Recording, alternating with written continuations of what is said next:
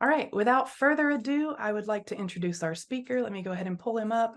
If you want to switch on your camera, Rick, we have Rick Kitagawa tonight, who is a creativity coach and consultant that has worked with executives, founders, and creators from around the globe and Fortune 500 companies. He's coached leaders at Apple, Google, Starbucks, Warby Parker, and Citigroup, and has taught thousands of art school students career skills at the Academy of Art University.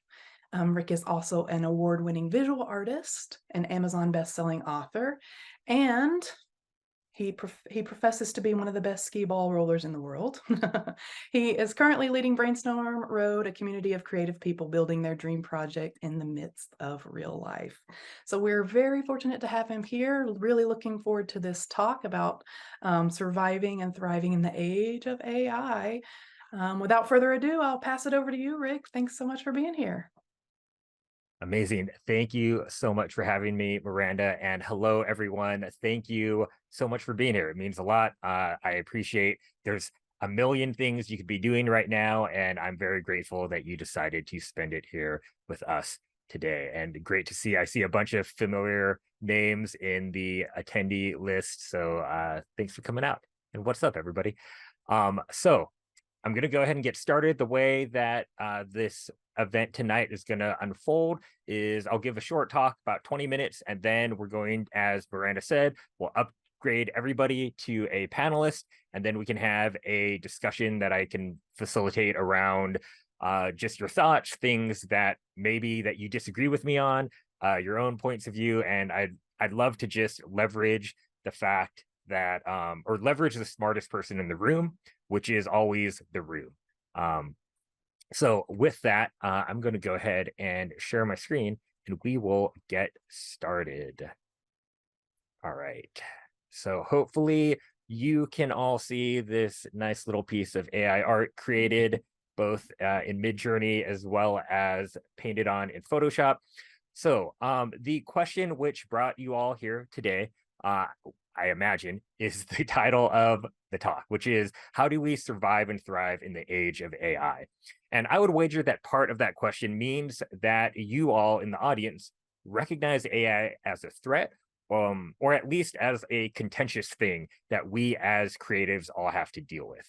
And so before I really answer the question, I want to first dive into why AI is actually threatening, because the first step in overcoming any hurdle or challenge is understanding it.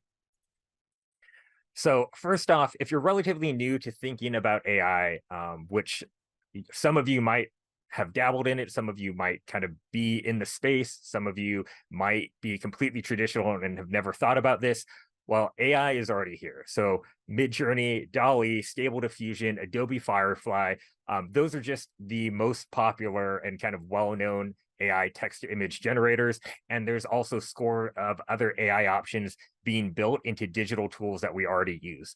Descript, Grammarly, Canva, Zoom, we are already in the thick of the AI revolution, whether or not we like it. And so when we hear about AI in the media, there's usually, and I would imagine even when we're thinking about AI, there's usually kind of three major lenses of how we look at the looming threat. And the first is existential. And, it makes us question like, what is art? Does it have to be made by a person? What does it mean to make meaningful expression through a craft? The second one, which I would imagine is what most people think about, is the economic lens, right? What about the jobs that are going to be lost to AI? What about the fueling of a very real wealth divide? What about basic universal income? Do we want to allow this to happen? Should we fight back against the robots? All of that. And the third is about the ethics, or maybe the lack thereof, around the technology itself, or the training data that has been used and is essential in the actual end product. Because a lot of times that has been taken from less than ethical sources without the consent of the original creators.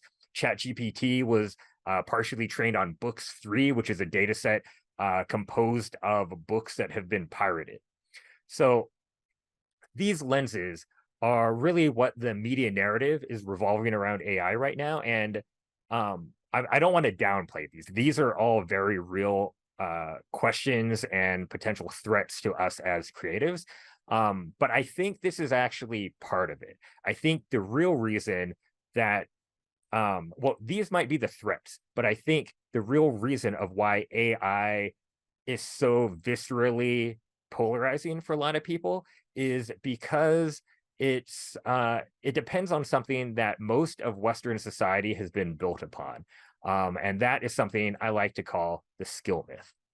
And the skill myth is the idea that the most important factor in determining how our life is shaped is based on how skilled we are on a particular field of study. So the skill myth tells us that to succeed in life, we just need to be objectively good at something. And so think about the 10,000 hour rule, right? If we work long and hard enough at something, we'll be the best in the world and be celebrated and paid for our talents. Or think about the idea of a major in college, right? You get good at one subject, then you get a job in that subject, and then you get promoted, and then maybe you consult, right? Or the sports analogy or the stories of greats like the Williams sisters or Tiger Woods, who started at kids and got really, really good at one thing. I'd even venture for those of us that have gone to art school, ask them how do you get a job? Well, it's like they're like, do great work, right? Have an incredible portfolio. The answer is simple. And so we're really trained to think that skill, this very narrow lane of skill, is all that matters. And as artists, I would also argue that most of us lean into this myth because it's kind of what we want. I know that maybe there's some of you who enjoy things like all of the other tasks, right, around having an art career. That's working with art directors or clients or emailing people or feeding the social media machine and sending out newsletters and updating your store and all of this constant hustle needed for a successful art career. But I would actually assert that most of us would rather be doing the painting or woodworking or drawing or printmaking or digital art or whatever else, what other creative thing that we would rather be doing. Because I know I would much rather be in my art cave getting my hands dirty with my craft than going out and going to speed networking or having to do reels on Instagram, sending out pitches to art directors, or sitting in art reviews with producers who don't really understand the process.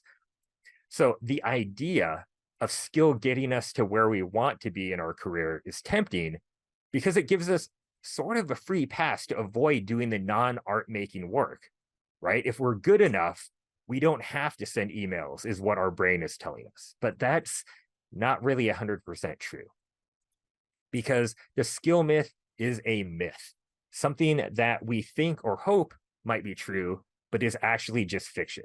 Like, I would love dragons to be real, but they're not. And so to really dig into the skill myth and how it is false, I'd like to actually ask you a question. And so please drop this in chat. Also, make sure that the chat is to, well, this one doesn't really matter, but you can choose whether it goes to everyone or the hosts and panelists. But and you can just make it to me if you're shy. But I would love to know, have you ever seen an upset? And this could be in sports. It could be like a board game night where the really good player loses to someone who's never played before. Maybe it's a juried art competition where the winner you thought wasn't very good. Maybe it was someone who isn't great at their job getting a promotion. So take a second, just let me know yes or no. Drop it in chat while I also take a water break real quick.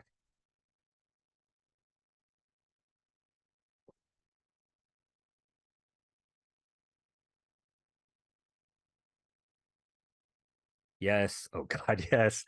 Certainly seen some upsets. Yes, yes. Okay, not that I can recall. Yes, yes, many times. Definitely. All right. Anyone else? Feel free to chime in. Too often. Oh, that's a bummer.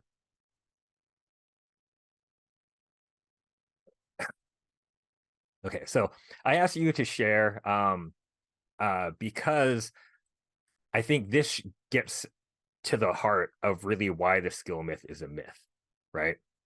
Because if why, if the most skilled person always wins, why do these upsets happen? Right? In sports, maybe it's nerves, maybe it was luck, bad weather, it could be a bad call by the referee, right? We all know about yelling at the referee and being like, open your eyes. But the team that quote unquote should win doesn't always win. Regarding the job market, we have all seen bosses who probably shouldn't be there, nepotistic hires that don't really make much logical sense. We've seen friends or we ourselves have been passed over jobs that we'd be perfectly qualified for. And we've seen amazing people laid off ahead of mediocre folk who are just really good at ass kissing rather than creating value. And this unfairness of it all that I would argue we mostly feel when the ref makes the bad call, or we get passed over again for a promotion, or someone who should be fired isn't. This unfairness highlights how much we believe in or want to believe in the skill myth. Because after all, the skill myth tells us that skill is rewarded with success, which implies that there's a sense of fairness, of a meritocracy where the, quote unquote, objectively best person wins. But we intuitively know that this is a myth because it relies on objectivity, and nothing involving people is truly objective. Pure, maybe scientific inquiry comes the closest, but humans can still fudge this one by having not enough unbiased peers, review the work, or by manipulating the data to skew a certain way. And so this is why people who are less skilled might be rewarded over those who in our subjective mind are more skilled. Why the world isn't fair and meritocracy doesn't actually exist is that one's objective aptitude for something, one's skill, is almost never actually objective. So while there are objective answers, if you dig into measurable outcomes like sports statistics or how much paintings have historically sold for, or how many followers someone has on social media, there are only subjective interpretations of it. And this lack of total objectivity is why the skill myth, something we believe to be true, is in fact false. And so I get it. This could be a little upsetting. You might be like, I don't want to believe this, because after all, in Western society, we've grown up being told that if we work hard, stay out of trouble, we get really good at something, we'll find a place for ourselves and be rewarded with a home to own and a white picket fence and all of that. But to stare the truth in the face, that we can be really great at something and it's still not enough to make a living with that skill, that can be terrifying, upsetting, crushing, depressing. So often we retreat into denial and we embrace the skill myth, because who doesn't want a system that's built on more fairness and can justify just making art? Like, I want that to be my life.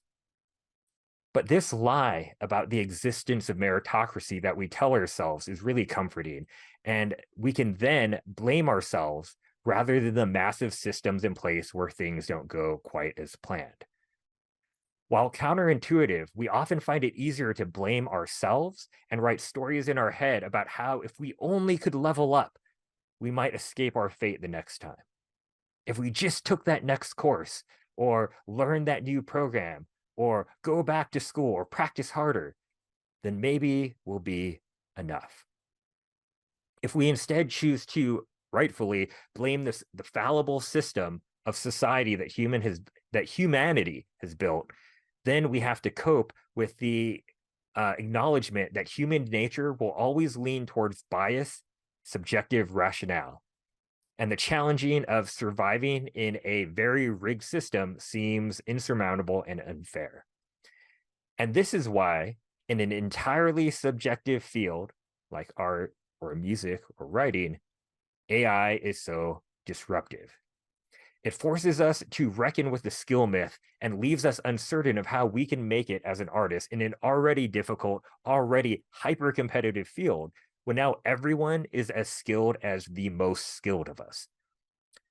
Pioneering AI artist Claire Silver argues that taste is the new skill. And I agree with that sentiment, as really it's no longer good enough from an economic perspective, of course, to just be able to make art. because anyone can spend a few hours learning how to prompt and churn out a half-decent image. It's now more important to understand and articulate why something is quote unquote good and should be recognized. So given all of this, I see three options for the future. The first is that we can embrace the skill myth, stick our heads into the sand, and slowly or quickly potentially become replaceable by AI. Another option is that we can look the truth in the face, give up to pessimism and despair, throw our hands, and simply just give up. Or we can take a third road, one of practical action that accepts the imperfection of human behavior and psychology. We can choose to reduce biases in systems while also recognizing complete elimination is impossible. We can choose to understand ways to better survive in that system while also understanding that the system is broken. We can understand the limits and capabilities of AI and create ethical, forward-thinking ways of using it to help us instead of replacing us. The skill myth is the certainty of knowing objectively where we stand. But if we can set the need for certainty aside, if we can embrace the nuance and subjectivity that comes with the diversity of being unique human beings, we can then focus on making the best art for ourselves and the people we seek to connect with. So, how do we survive and even thrive in a world changed by AI? Honestly, it's nothing new. It's two things that have worked for successful artists for hundreds of years. But before I get to that, I just want to quickly go talk about a basic question. And that is the important question to ask yourself whenever you are making something that you want to share with someone. And that question is, who is it for? So I first learned this from Seth Godin, arguably one of the greatest marketers living today. And the idea of asking yourself, who is it for, implies two things. The first is that there are people who your paintings, your drawings, your music, your art is not for. And this is okay. Nothing is for everyone. There are people who will love your favorite artist, and I guarantee you there are people who dislike their art vehemently. And the second implication of who is it for is that there does exist somewhere an audience for you. And I'm not going to sugarcoat things and say, oh, your audience will always be massive, right? If it's for you and you create something for yourself, you might actually just have an audience for one, but there is always an audience for everything. And just as Picasso and pineapple on pizza are very contentious topics, they are for some people and not for others. But that's okay, because that's just how things work. And I wanted to share this question because thriving as an artist is figuring out who you are, what your art is about, and who it is for. And the two things that you need in order to do this is to build an authentic brand and learn storytelling. And so if a lot of you might be like, authenticity, no, okay. Authenticity is not just oversharing on LinkedIn and crying a lot, okay? And we'll go over what I mean by this actual authenticity. But authentic brands have always been important, but especially in the age of AI, they're going to be more and more crucial for everyone, whether you're a doctor working in a hospital, an IP lawyer, or especially if you are a visual artist. But as I said, let's define what I mean when I say authentic brand, because I'm sure most of the time when people hear brand, they think of things like fonts and color choices, logos, and other traditional elements of branding. But I'd like to define your brand as how people describe who you are, what you do, and that's what they say when you're not around. So things like your about page, logo, and portfolio, this helps tell the story of your brand, but the brand itself, it is a culmination of what you make, how you make it, and why you make it. An authentic brand is one where you don't have to try to engineer it or fake it. Okay. It's one that is based on your own core values and the most important parts of you and what you're trying to say. So this looks different from person to person. You can't look at another brand and be like, that's authentic, that's not, because it's only going to be in the eyes of that person who is creating the brand, whether or not they know if they're faking on the internet or not. So everything you make, the way you dress, the way you behave, the way you act, all of this informs other people about who you are and what it is you're trying to say.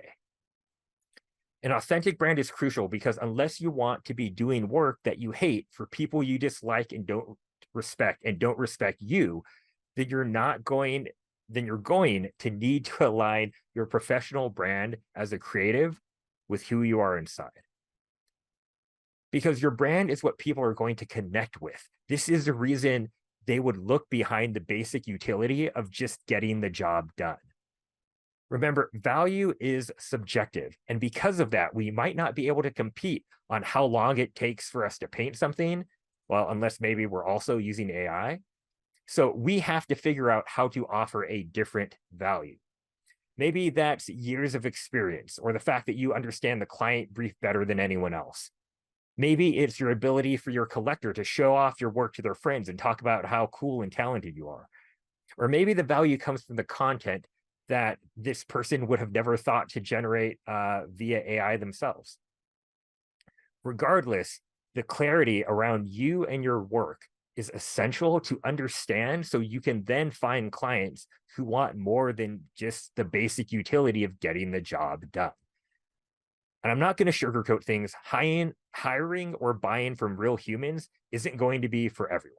Many will rely on cheap, good enough AI services, but that is not who you or your work are for anyway. As a creative, you're going to need to learn how to sell to people who connect with the things that you value. And that's why you need to take the time to get clear on what you're trying to say and your authentic brand. Because if you're not clear what your values are, or what you're trying to say, or why you're even making things, how can you expect for someone else to get that? Because this is what art is about, right? Expressing something meaningful to you. And while there's inherent value and magic in that expression, if you want to sell that expression as a tangible good or as a service, then it needs to connect with another human being. And as I said before, you're not going to connect with everyone, and you shouldn't try to. You should be seeking to connect with the people who are genuinely for you. That's what true authenticity is. It's about knowing who you are, what you're trying to say, and looking for other people who are naturally drawn to that message. So this leads me to the next thing I believe is essential to artists, the articulation of your authentic brand through storytelling. And so what do I mean by storytelling? I see storytelling as not simply just using language to tell a narrative. I see storytelling as being able to understand all of the resources you have available in order to more effectively and intentionally communicate an idea. So you could tell a story with descriptions of your work and your inspiration, like, the little plaques in a museum or in a gallery, or it could be a short Instagram reel, or it could be process photos or like the type of social media posts that you do. And I know that many of you might subscribe to the idea that the work should speak for itself. Okay, totally cool, very effective if you can pull it off. And if there's someone else doing something similar, making something similar, who can articulate their story better than you can, a client's likely going to buy from them, not you. Because people don't really make purchasing or hiring decisions based purely on the logic of the product. They're really buying a story. That story could be something they're telling themselves. It could be something they tell other people, or it's a combination of all of that. Think about why people shop at a farmer's market. It's about shopping local and supporting the farmers or buying organic, which reinforces a certain story that they have in their head about being the type of person that cares about that thing. They're the type of person who gives back to their community, who shops local, cares about the environment or climate change, and has their money and resources to spend on higher quality food. It's a story about them. And this is why fashion matters. It's a way for all of us to reinforce that story about ourselves. And that story that they're telling themselves and they're looking to buy to support, it could be about their status, it could be about some process or some aspect of their personal identity. Perhaps it's buying art, it's the story unfolding in the content of the piece. I think about a good friend of mine who bought a large painting of the building painted from the street where he first lived with his wife and they had their first daughter. So regardless, the way we buy, it's about a connection to your work, specifically their connection to your work. So storytelling doesn't necessarily need to be a description in writing or like an actual story. It can be, but you nevertheless need to be able to communicate your story to your intended audience. Because in order to survive and thrive, given the landscape that AI is shaping, given the fact that the skill myth is a myth and that everything is subjective, we all need to work at first understanding our brand, who we are, and what we seek to connect through our art, and then clearly articulating that authentic brand story to others. So AI has a story. It's a very strong one that it tells very, very well of efficiency, tech forward solutions, and a way to express oneself without putting in any effort. But you have a story as well. It's just about finding it and then learning how to share it with the world. So thank you very much. That's the presentation. So now's the time for the fun part. We get to talk and we want to hear your comments and your questions, clarification. So what we're going to do now is we're going to start promoting people to panelists. What this means is you'll be able to be on screen to talk to one another. You will have the option to keep your camera off. Keep your mic off unless you're speaking, of course. So even if you're promoted to panelists, don't feel like you're going to be forced to be on screen. But we're going to start doing that, and there'll be maybe some interruptions as we're promoting people. You can also continue to utilize the chat or the Q&A if you'd rather do that. But we do hope some folks come on screen so that we can talk to one another and enjoy this community that we're building around the nation. Thanks for everyone who's jumping on. So I guess, yeah, let's start off. Are there any questions or anything that struck you or anything that you'd like to share? Or is there anything where I'm wrong? I'm very open to having good-natured discussion over the future of humanity and creativity. So I'd rather be wrong and fix the world than be right and blowing things up, I guess. I don't know. Yeah, well, it's me, Rick. I got to do it. What's up, Chris? Great to see you. I freaking loved it. Okay, so here's the brain. Follow ADD. To me, in art, not right now, we're at the next revolution of where we are. The last big one was photography, and it changed what art meant. Right? It created the new artists, the Picassos and the Monets and everybody else. Because before that, your job was to replicate, the word, life, right? And then when cameras, as an artist, the next evolution is for artists, and it's storytelling, right? That I've been trying to figure out what it was, what in this next evolution of art is the artist defines what an artist is. And the fact that you called it storytelling, especially since that's my title at work, is phenomenal to me. So I never would have thought of that. I just thought that was great. That it's because that's any artist's ability. And if you work with an engineer or an accountant or anyone else, they aren't good at articulating a story like an artist is. And now you just have tools to do it. So I'm going to shut up now. No, I thank really you. appreciate it. Thank you, Chris. I mean, I really appreciate that reflection. And I think like you bring up a really good point about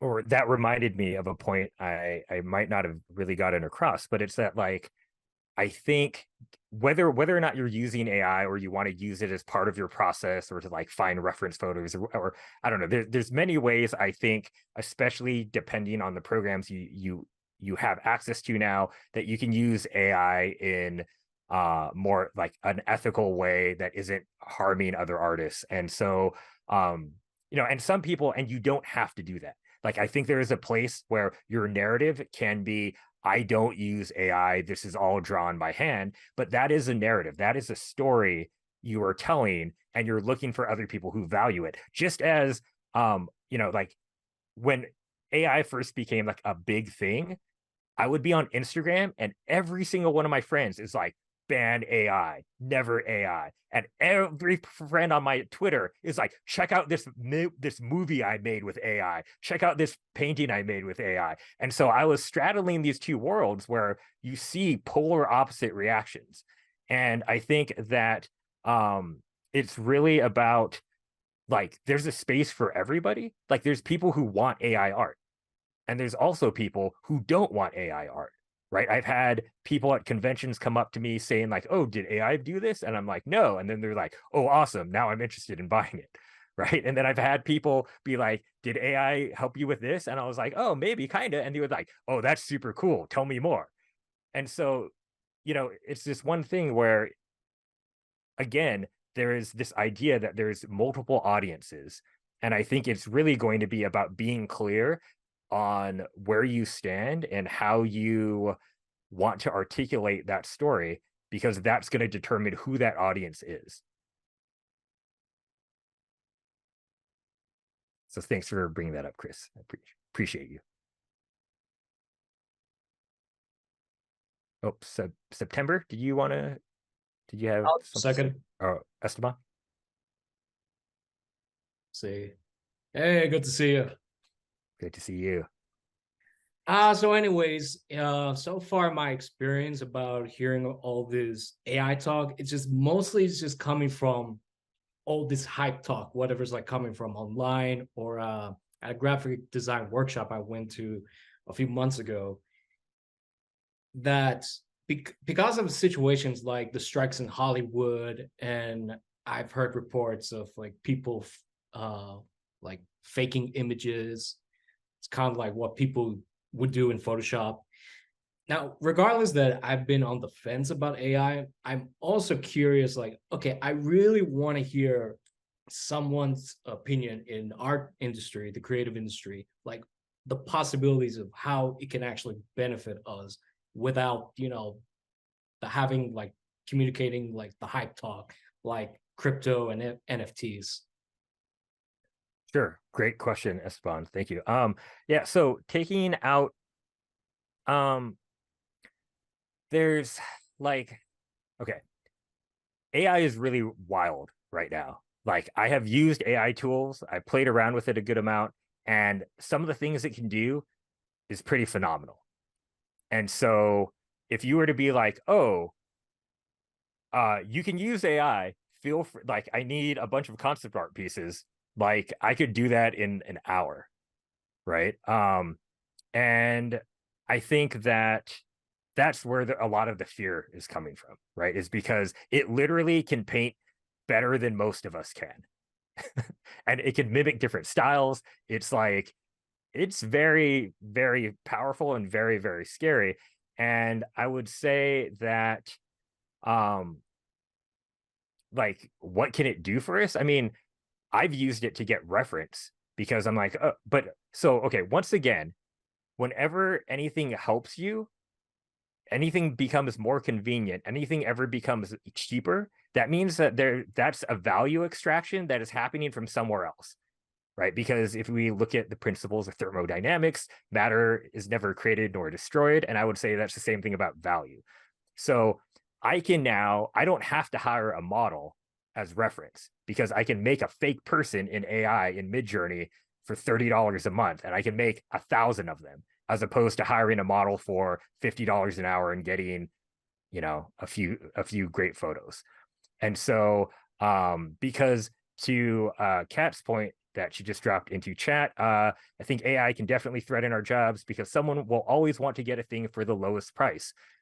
That is very true. And my point in the talk was that there are people who want very cheap things. And if you were an artist who was selling commissions of turning a person into your favorite anime character, like that industry is gone, because I can spend like 10 seconds and make that happen. And I could do like thousands of variations of myself for like $20. Right. So you're like, yeah, that took a huge income stream away from artists. If you are talking about being say you're working for the entertainment industry, you can't actually use AI because in some ways, because AI is not copyrightable currently as of now. That's not always necessarily going to be the case, but you could use it to generate a bunch of ideas, and then you paint over it because you can. And I know there are studios and very senior people who are doing that right now at very large companies. Like someone, yeah, I utilize AI art for layout, composition help, pose help, and then you can draw from that. So there's lots of ways. I mean, sure, we're now taking money away from models, right? And it's like acknowledging that, and that whenever you are doing something that is now cheaper, it's taken away from another industry. And it's just now it's the art industry that the magic has been taken away, right? Because we're always looking for like, oh, how do I get a cheaper lawyer? I'm going to find a lawyer like like LegalZoom, right? I don't have to hire a lawyer. Or like, oh, how do I get cheap insurance for my car? Right? You're taking away from larger companies. And that's not necessarily a bad thing. It's just how it is. But now people can take away from us because that skill, that thing that we did really well and people couldn't replicate, is now very easily replicatable. So that's and yes. I want to get to some of the comments because some people are chatting. Does that kind of answer your question, Esteban? I don't know if I did a great job or. I think so far it's been a start. At the same time, it makes me think like, well, I mean, it's not that different of like other resources that I use to help my work. Like I would use toy figures just to set up, like for posing for like if it's like a fighting scene, or it could be like a chase or whatever like physical or digital. I'm like, oh, this is it. Or just taking photos from photos. Yeah. So yeah. I mean, I think it is a tool, and I think to someone in chat's point, it really depends on it depends on how the market goes, right? And because right now a lot of major studios are staying away from AI, and they're like, no, we support our artists because they can't use AI, because they can't copyright everything. But I guarantee you, most large studios are trying to find a way to leverage AI where they don't have to pay a creative ever again. Because if Marvel took their millions and millions of pages of comic books, scanned it, and made their own AI, why hire a writer? Why hire an artist? They could literally just be like, you know what, person? You want to see Wolverine fight a doppelganger of Wolverine with a zombie gambit? Like, you push a button and then they give you a comic book and you buy it from them. Right? Like it would allow everyone to be a comic writer, but then now comic writers and comic artists don't get paid. And so currently all of that stuff, big companies care about intellectual property. They care about being able to copyright it, because then if someone else resells it, they get a cut and they can do licensing and things like that. And that currently doesn't apply to anything AI created. But if that changes, I guarantee you there will be tons of content companies who are just like, sweet, goodbye, everybody. Fire everybody, and now we're just going to have our AI machines make all the content for us because we can give customers exactly what they want. Imagine whatever story you're like, I want a 60 60 comic epic storyline that I could pay for it, hit a button, and then they ship it to me. Just as cheaply as doing anything else, and they pay me, and I pay a premium because I get exactly what I want. The fan fiction is now seen in the magic of Jim Lee. right? Like that's why that's the danger of AI, is that the output and the customization of it is far beyond what a normal human could ever produce, no matter how fast they are. So, Right. so I mean, yeah, I do think it's scary. And I think we're currently protected because of the copyright stuff and and labor actions. The Writers Guild of America, when they with the whole writer's strike, they basically said you cannot treat AI produced work as human labor. And they agreed to it. And now script writers and screenwriters and TV writers have had their jobs protected until the Yeah. next Thank God. negotiation. Yeah. Yeah. No, I'm very grateful for that. But I think we need, like, there isn't enough regulation because this is so new. This went from like 0 to everyone being able to do AI on their phone within a period of like 7 months. Like, people did not know what AI was, and now people are making films with AI within less than a year. So like, I'm not trying to hype this up or fearmonger. I'm just like, that is literally what I have seen happen. And so it's not even like, oh, like, is this happening? I'm like, I can show you. I'm happy to introduce you to all the AI people, artists I know who are making crazy stuff, like right now, and could be like, oh, you need 20 images? I'll give it to you in 3 minutes. And it's like full size, different things, different variations. It's pretty wild. So, September, did you want to share something? So, Sure. I wanted to thank you for your what you had to share earlier.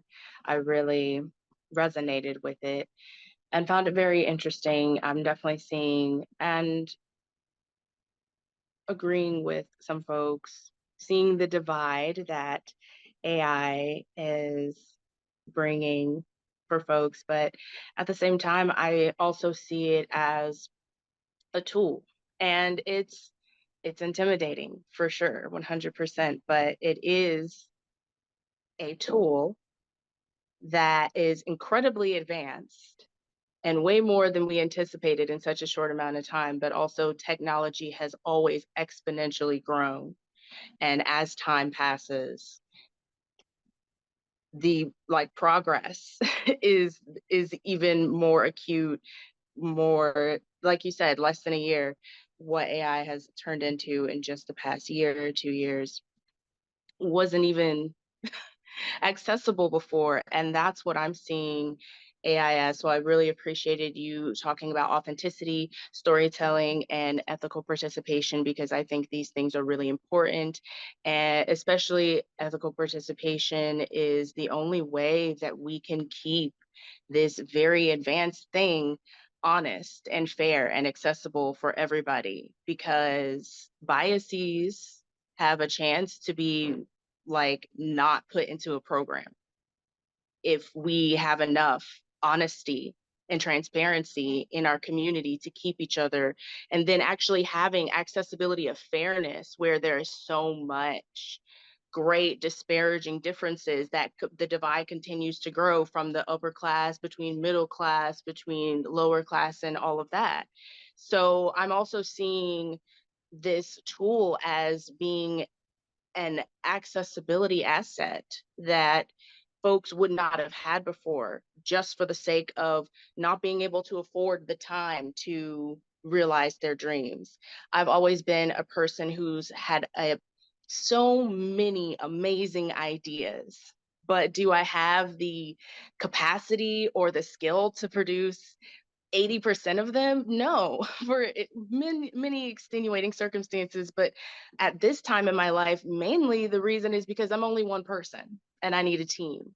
But, oh, okay, well, needing to survive, financial things, having also all sorts of marginalizations and redlining that happens within creativity, all of that intersections happens. And you think of how, if I could afford to delegate, this would be going so much more smoothly now.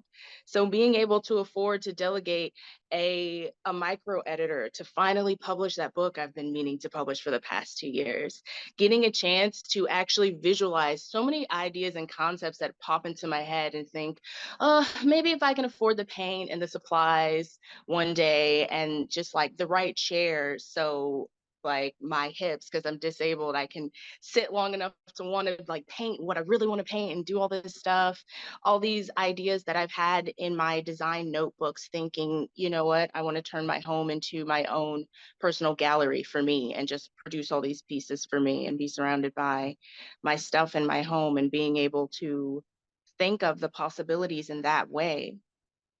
I can imagine it being very inspiring. And the more that people participate, the more that this very intimidating tool can be honest, and maybe even the playing field for a lot of people who don't have or may not have had opportunities or accessibility before, the exact same way that literacy opens so many doors for people, or accessibility to the internet and technology in general opens so many doors for people, no matter where they are in life or what level they're starting at in terms of accessibility. So yeah, it can be harmful, it can be intimidating, it can be incredibly oppressive, and all of our nightmares realized in all the sci-fi movies. But the only way that doesn't happen is if we don't let it happen. So the big evil powers at bay, we need to make sure that they're not the only ones putting input and design into these programs that could actually be tools and help bring accessibility and more equity to the world. It could eliminate maybe some world problems potentially, or the start of that. As the generations grow and their ideas and the inspiration that comes up, I'm just amazed and inspired and excited to see what happens, because I'm only 32. And in my short time, in the past 30 years, I've I was there with cassette tapes, cord wall attachments to the phone, VHS, like still had a Yeah, I record remember player in the those. house.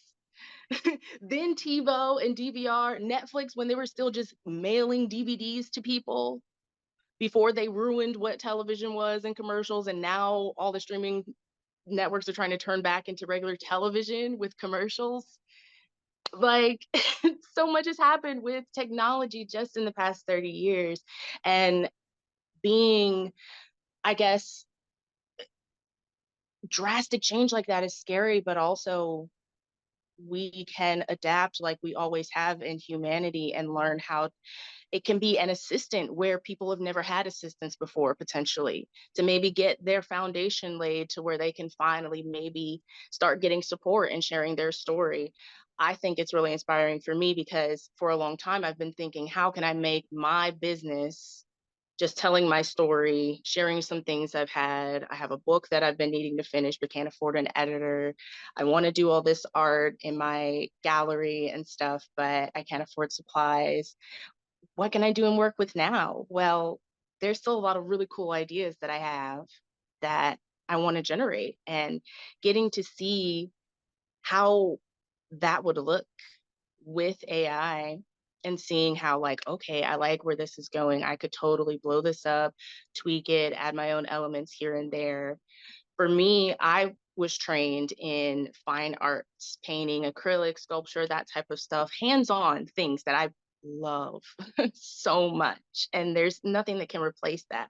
At the same time, I know that digitizing some of my skills is just the natural way of like progression right now. So learning how to do UX, UI, graphic design, all of that stuff just seems like a natural evolution to me. So AI, I also see as, like I said, a very intimidating, but potentially very inspiring and very useful tool if we can hold each other accountable with it. 100%. And thank you for sharing your perspective, September, because I think something that we didn't necessarily get to cover in the talk is that I strongly believe in that is the accessibility angle. And that's sort of one of the things that kept me kind of interested as opposed to reactionary around AI, is because hearing stories of other people who are disabled, like understanding, like, yeah, like going to art school is a huge freaking privilege, right? That not everyone has the time, money, or capacity. Like I paid for it with student loans, but not everyone has the capacity to qualify for said student loans, right? So there's all of these, and so I'm like, okay, I thought about it from a financial perspective, and a lot of people talk about, those that are living with chronic pain or can't sit up. It's like, oh yeah, how are you supposed to paint if you can't sit up for an extended period of time, right? And so there, I think the accessibility conversation is something that's really important, and we really do need to leverage, while at the same time making sure that we are putting in, to your point, the safeguards around things like the bias that machines make. Like if you look up, if you tell Midjourney to be like beautiful woman, I guarantee you it will be a white woman. And not to say white women aren't beautiful, but it won't show people of color. And that's because, what did we put in? A bunch of images taken when in a world of systemic oppression, right? So being very cognizant of that, understanding the biases, using them in a way to either subvert them or to prevent that from happening again. I think that's a whole other conversation, but I love the fact that you brought that up, because I think it's something that anyone who is using these tools, or interested in using these tools, I think we all want to just be cognizant of the both the benefits and the trade-offs. And I think like I'm never going to judge anyone for making a decision either way, but I think we need to do what we can to be intellectually honest with ourselves and understand how adoption, usage, where these things come from can really or just to understand all of that, I think. Marsh, am I pronouncing that right? Marcia? Yeah, it's Marge or Marge. Okay. truncated. I'm afraid to say anything because my thoughts are a little scattered. Um, I really thank you, September, for the access conversation, because I really want to sit with that. Um, and I also really love what Kat said about museums and galleries having to rethink or reconceive how we educate the public about art. I actually see that being a positive but reactive response to AI. But I think it's time that we educate the public about art. And I know that a lot of people, it sounds like in here, are visual artists, but I'm a writer. So, and September, I know you are too.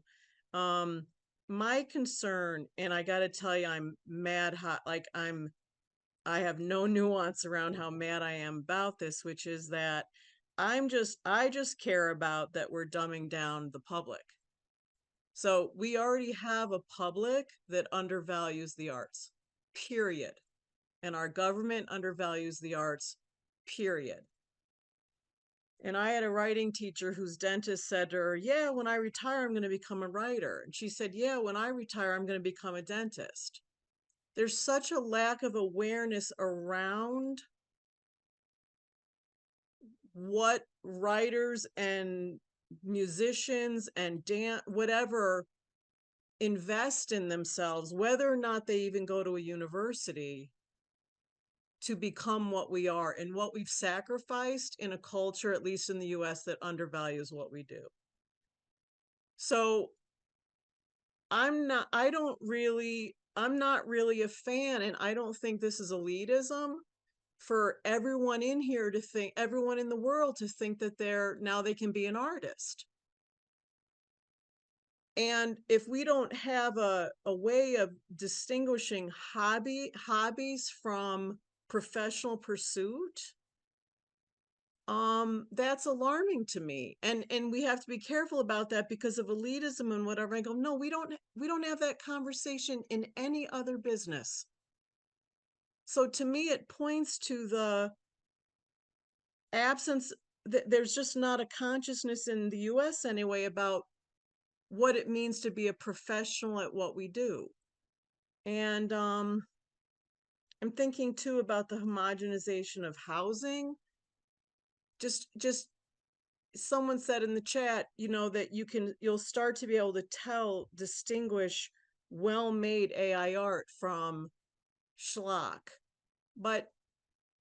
And I hope that that's sort of an inadvertent outcome too, which is that, oh, you mean all of the excess of this will actually have force people to start to discern. But I'm really bothered by this. You know, people already think they can just get a Grammarly program and not hire an editor. So I don't know what else to say, Rick. I guess the last thing I'll say is I really trust visual artists to make beautiful art with it. They did it with photographs. They keep figuring out how to expand on the current thing and make it better. But literary art, you can't innovate literary art. It's already language. You can't make it different because it still has to communicate. So anyway, that's all I'll say. I'm alarmed, and it's all right. I mean, but I'm alarmed. So I'll say that. I'm going to unalarm you. Thank you.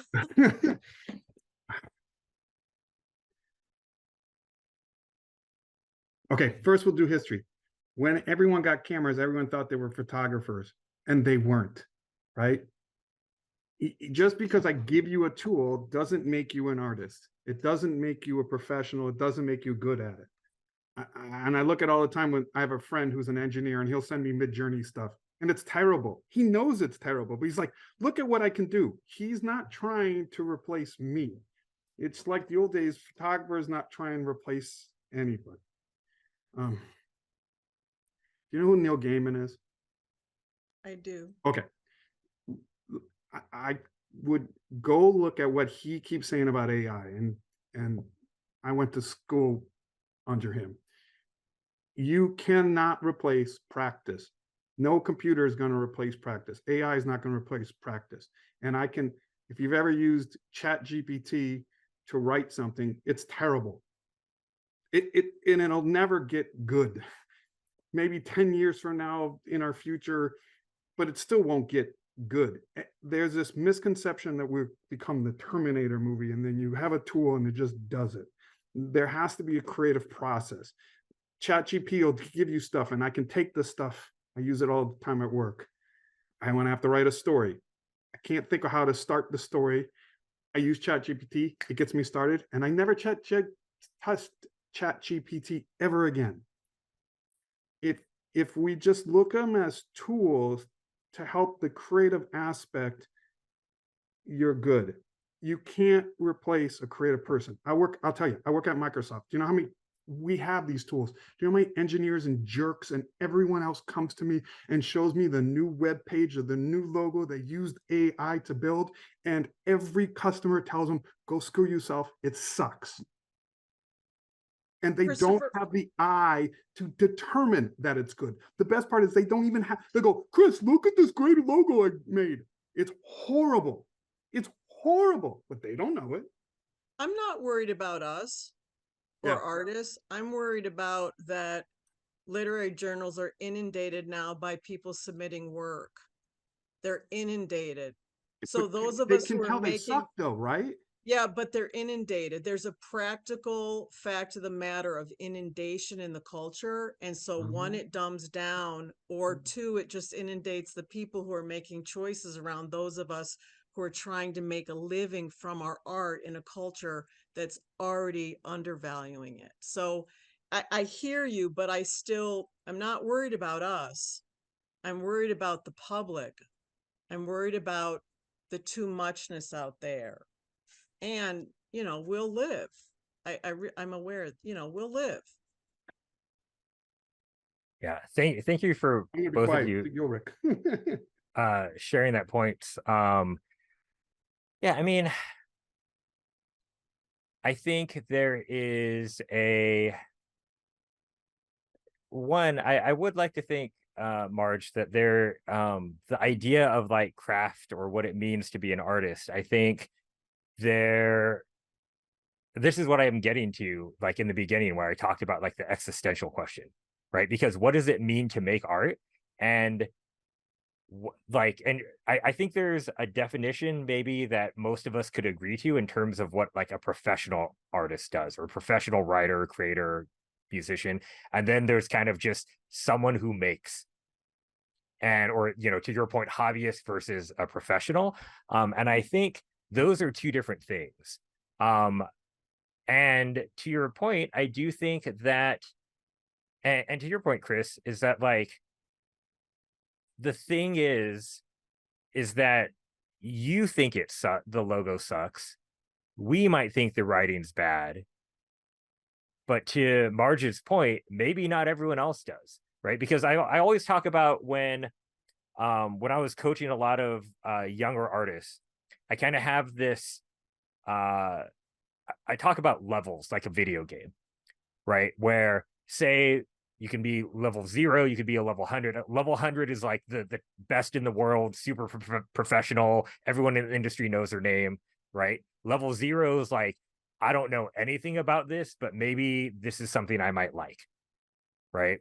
And when you are level 2 or level 10, like you can't tell the difference between a 50 and 100. They just like, they're both awesome, right? You're just like, that's way beyond what I can do. That's amazing, right? When you're level 50, you can tell the difference between a 70 and 80, maybe not between an 80 and 100, right? You're at 80. Oh, okay. I can see 81, 82. That I can start ranking people. 90, you're like, oh, okay, I can tell where everyone's at. I can see the slight little bits of craft that make it between level 95 and 96, right? Like you get that discernment, the more skilled you become, the more taste you develop. And I think to your point, Marge, is that, and to Max, what you just shared in chat, right? It doesn't have to be that good. It just has to be good enough to draw resources away from the best, right? And so I'm not worried about the hundreds. I'm worried about, you know, like the 90s to the 40s, that, or anywhere below that. Because now if Midjourney or ChatGPT, like ChatGPT can write a story. You might think it sucks. It might be not a literary masterpiece, but imagine for all the people who barely read and did not study literature, and you can just go bloop, bloop, bloop. Let me just put that, you know, KDP, put it on Amazon. I got a book now, you know? So I think that fear is real. Is that the idea is that, yeah, it's not taking away from the super professionals, but it's going to be dangerous for all of us sort of in the middle, because like the public can't tell, like I guarantee you, go, and I see you, Isabel, give me a sec. Like if you go to a non-creative and show them artwork, like they will pick the randomest stuff that they think is good. And so, yeah, they're not educated, they're not exposed. And that's really a hard thing to fix besides education. And really at the end of the day, though, that's kind of that, I will say, argue that that's sort of elitist, to be like, let me tell you why this is good. Let me tell you why this is bad. Because at the end of the day, there's some people who are like, you know what? I think Van Gogh sucks. Picasso's an asshole. And I like these stick figures that this dude drew on the internet. And who's to say they're wrong? Right? Like, how do we get to judge what someone else likes? And so, yeah, it does make you wonder what is good, because it's subjective. Value 100% is subjective. As professional trained artists, we're like, oh, like, look at this skill and the craft, and let me tell you about how hard it was to do this etching, and like, oh, check out, this was amazing. Do you know how much work goes into this? And then there's other people who are like, that's a funny stick figure of a dog. I like memes. Who's to say that person's wrong? Who's to say that isn't art? And so I think, and sure, maybe it's not education, but yeah, I would argue that you expose more people to art. And I think people have a wide variety of what they're drawn to, I think. So Isabel, thank you for your patience, and thanks for letting me rant a little bit. No problem. Actually, sorry about that. No problem. Actually, you kind of spoke about what I was thinking about based on what Marge was talking about. Kind of like how in terms of our relationship with how the public sees it.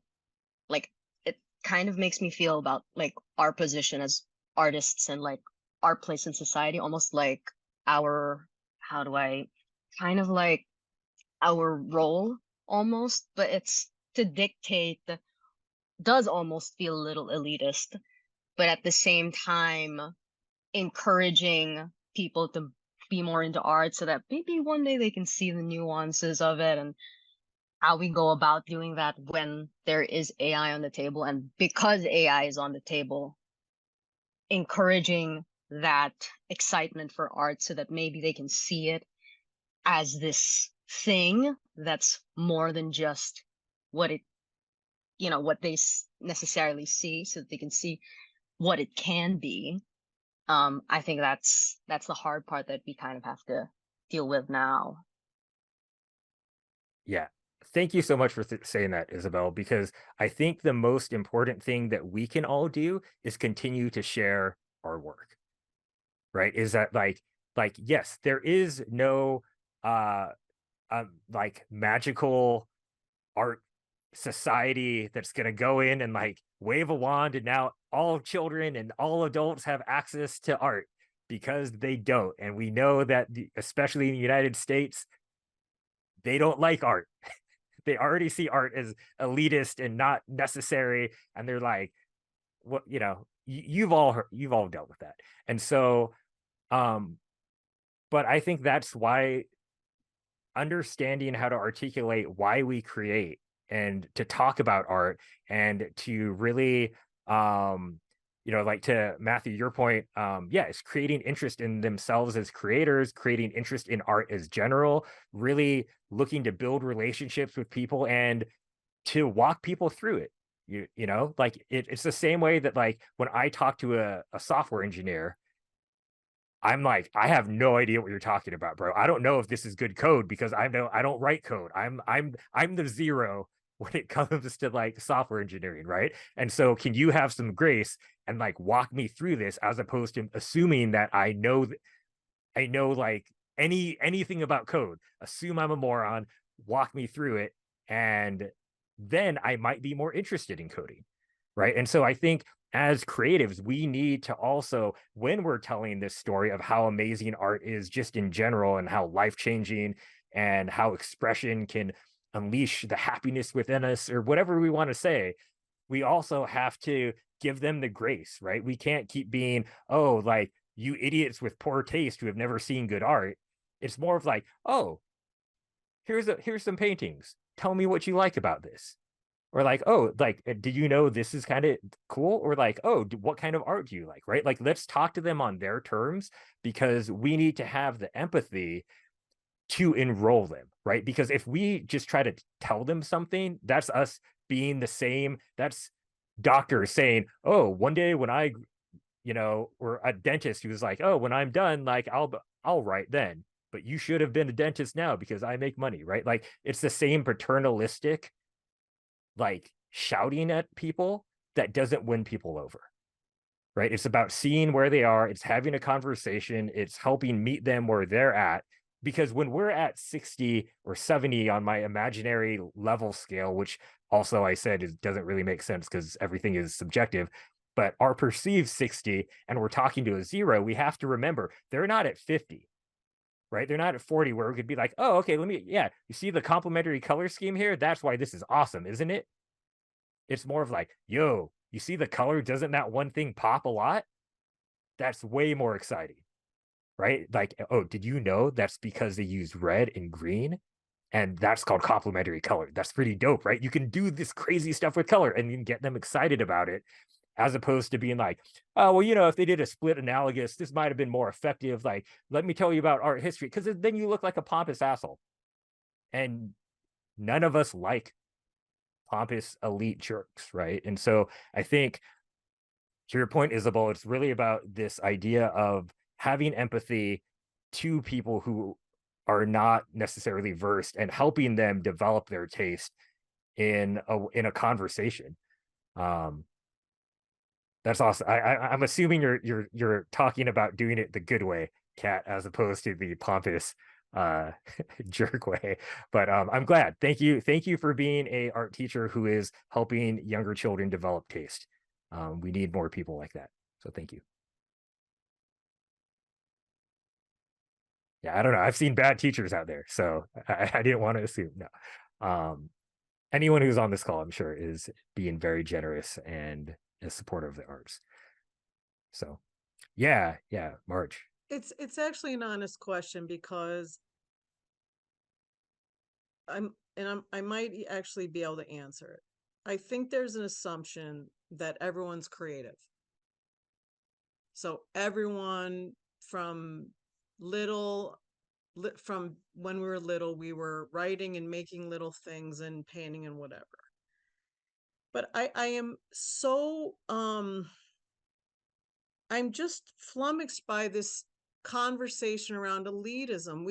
We know the difference between a cook and a chef. We absolutely do. And no one gets butt hurt when they're like, I'm not a chef. And when a chef talks about fine food, I don't go, oh, you're so elitist.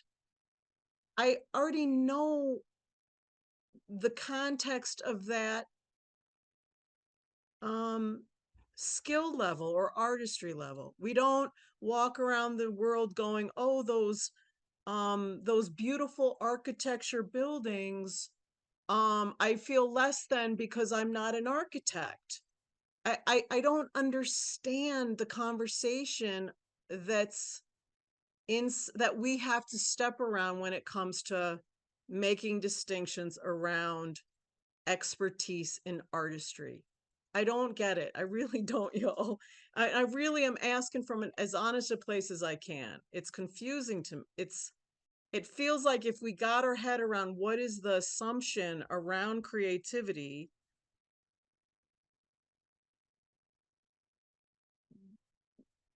we could maybe better navigate who we are as artists and how to whatever. Is it when people want to start charging for their art? I don't know, but I don't get it, to be honest. Oh, Max, did you want to jump in? I want to make space for you. Yeah, I can't figure out how to raise my hand the digital way. Marge, I think that's a really awesome question to probe. And I think it's subjective, as Rick would probably agree. But I will say that was like exactly how I decided to identify myself as an artist and or graphic designer. It was a bit like, I'm just gonna say that I am and make it so, or decide that this is like, when people ask me what I do, this is how I answer. Even before it was the bulk of the income that I made. I think the chef analogy is great. Also, I'm someone who definitely prefers like counter service, street food, that kind of thing, and think it's equally valid, because like not everybody gets to be fed by a chef, you know. And that's not to diminish the time that they spend delving deep into that art and knowing things about it that the average audience won't know. I think it becomes a niche. And so the advent of AI bringing more users on maybe would be like roughly equivalent to there being a lot more street food or food trucks, and some of it's going to be awesome, some of it's not. None of it is going to be for everybody, but I think it creates the opportunity for us to experience new flavors, as it were, to kind of tack on to what September was saying about accessibility. There are a lot of artists or cooks, chefs out there that we haven't heard from maybe, and like that could be a gift. I don't think it like takes away the danger. I don't think it takes away the threat that this poses. Like it's best not to sugarcoat that there will be less work. I think, especially for those of us who are like less than 100. At the same time, I think natural artists could also become a lot more noticeable, if that makes sense. Like, I don't think the world at large will be able to stop themselves from learning the difference between like human created art and AI created art, because we're going to be inundated by so much of it. That's all. Thank you. Yeah, thanks, Max. I love that. And yeah, I think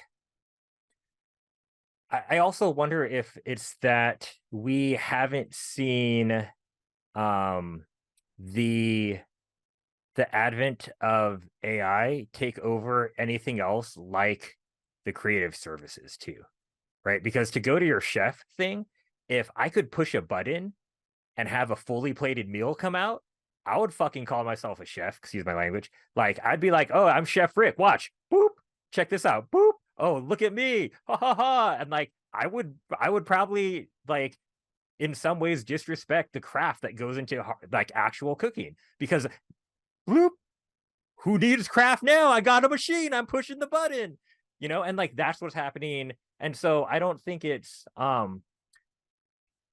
like I think what the reason why I do think we need to skirt around the idea of like what does it mean to be an artist, and like because I think expression, and whether that's food or dance or art or music or anything, I feel like those are such important parts of the human experience. And society, yes, it totally devalues it, so it makes it even harder.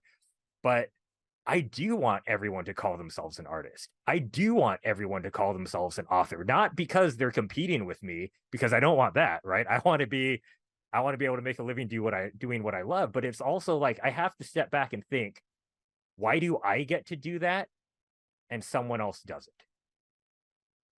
Right? And it's like maybe I just maybe I lucked out, right? Like my personality, family, education, the people I was around, friends, like all of my life has made it so I can be a visual artist. But what about all of the people where all of their life has made it where they couldn't express that parts of themselves? And so I don't think it's like that's why I kind of am pushing back a little bit more on the idea that like we do need to open it up and have that nuance around who is an artist, who isn't an artist. Maybe we're all artists, maybe we're all doctors, maybe we're all engineers, and I think it's about going back to what art is, and if it is a meaningful expression of who we are, then I think it's just about the medium in which we're doing it.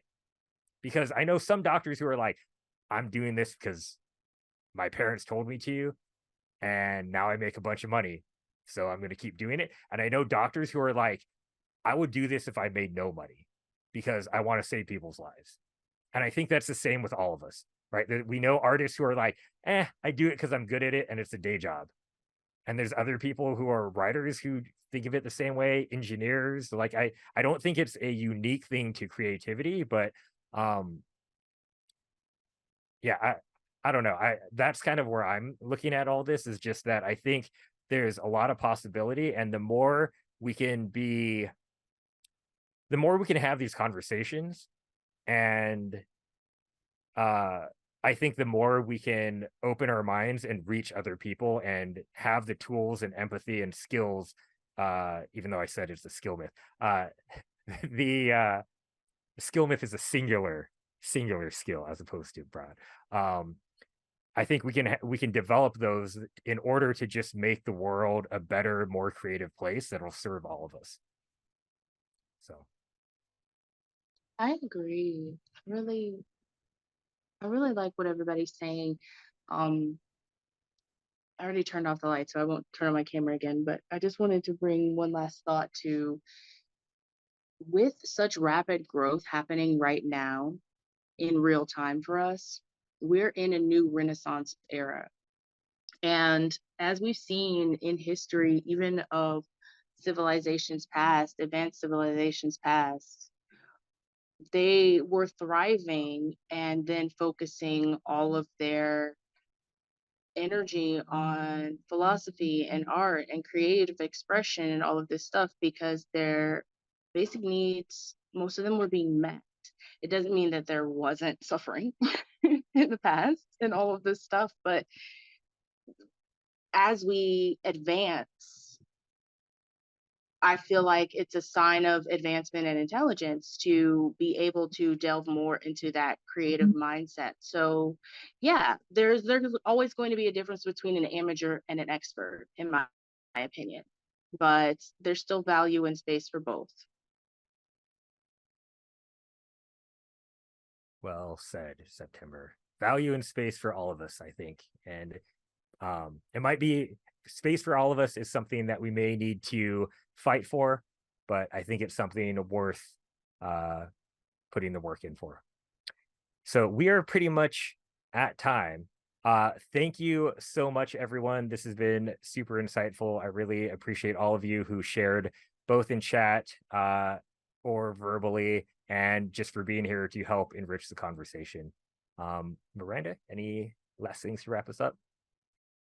Yeah, I really enjoyed listening to the back and forth, the comments, and thank you guys for joining us and spending your evening talking through some of this stuff. And I think it was enlightening hearing the different perspectives. And but with that, I guess we'll leave tonight. Do you have any final words of encouragement, Rick, before we go? I always ask our presenter, final words, final insights. No, thank you so much, everyone. This has been super insightful to me. And yeah, I think just keep making art, keep talking to people about art, and practice that storytelling, because that's what we've got. We've got the emotional labor. We don't have the robot hands yet, I guess. But yeah, thank you so much. It's been a pleasure, everyone. Awesome. And with that, we'll end tonight's talk. All right. Good night, everybody. Thank you so much for showing up and coming and talking with us.